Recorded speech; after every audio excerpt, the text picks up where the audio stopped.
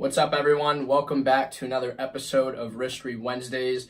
If you're new to this series, we put out these videos every Wednesday, giving you guys some practical tips that you can use throughout your horology adventure. Today, what we wanted to do was go over the 4 most frequently asked questions that we get in regards to buying a pre-owned timepiece. There's a few things that we're going to be going over, including authenticity, price, the condition, and the flexibility in actually paying for one of these pre-owned timepieces. So stay tuned. We're going to go over everything in detail, and hopefully it'll give you guys some answers to the questions that a lot of people do have regarding these. So the first 2 things that I wanted to go over today that we get asked a bunch is things regarding in between condition as well as the price of pre-owned timepieces. So to start us off, when we talk about condition, one of the things that I like about pre-owned watches the most is that it's not hard to find a watch that's in like new condition.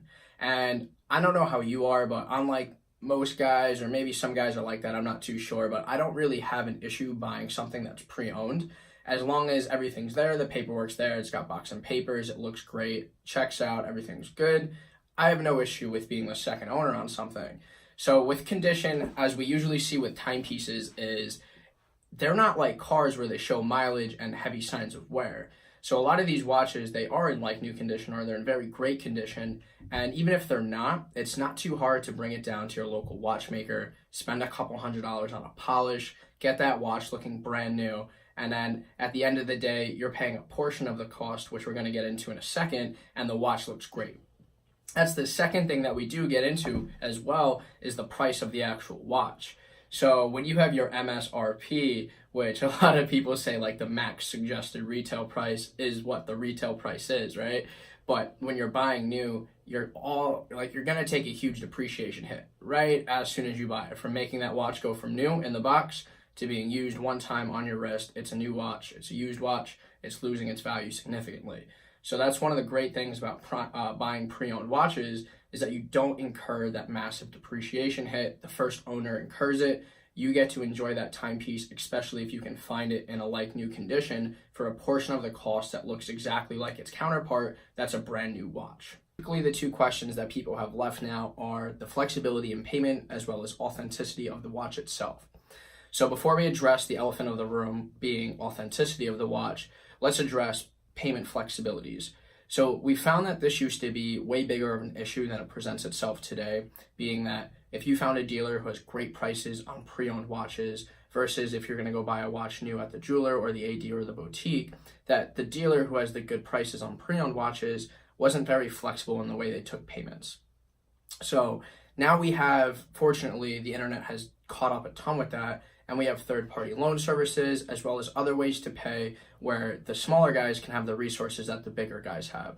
And if they don't have any of these as well, when you're looking and you're dealing with someone such as a dealer who has good prices on pre-owned watches, you as the individual always have PayPal credit at your disposal and can use that as cash and finance your watch or even some of your watch if you have the means to.